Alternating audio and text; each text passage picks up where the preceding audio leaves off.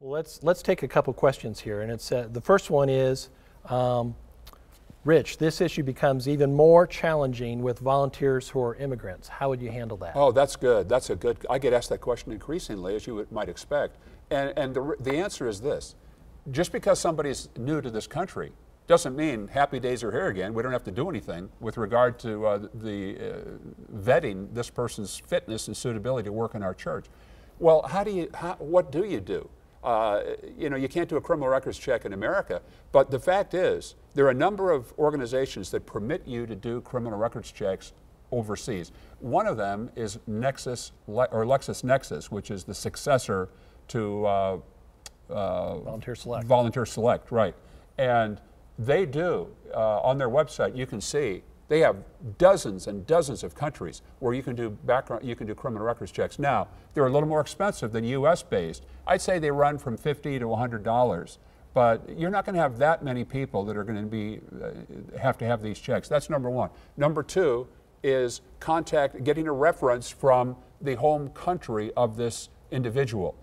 Maybe that person's home church would be ideal. And again, asking ultimately if they're going to be working with minors, are you aware of any reason why this person would not be suitable to work with minors in our church? You may have to have that translated into that foreign language, whatever that might be, Spanish, Vietnamese, Chinese, whatever. But that can be done.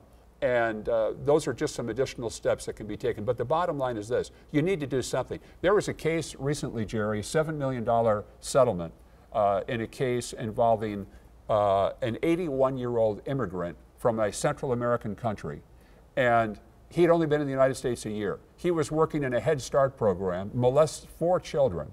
And the argument was the Head Start program, operated in a church, was negligent because they didn't do a background check on this guy in his home country. They said at a minimum you should have gotten references from his home country. And the fact is, you need to do more than that. You should also do that criminal records check. And I'm talking about people that have been here for a short period of time. At 2, 3, 4 years, you're going to probably want to do both, a foreign country check plus a U.S. check, because they have enough, they've lived here long enough. One of the important things too with that is that actually getting those reference checks, that's when those reference checks become just as important as that background check, because there may not be good information out there.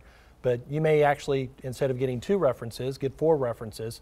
At least you're trying to do your due diligence as a church. Yes, yeah. And you remember what I said? Be careful about those personal references, because those can be dangerous, people you don't know. Some people have never worked with minors before, and so you can't have an institutional reference to contact.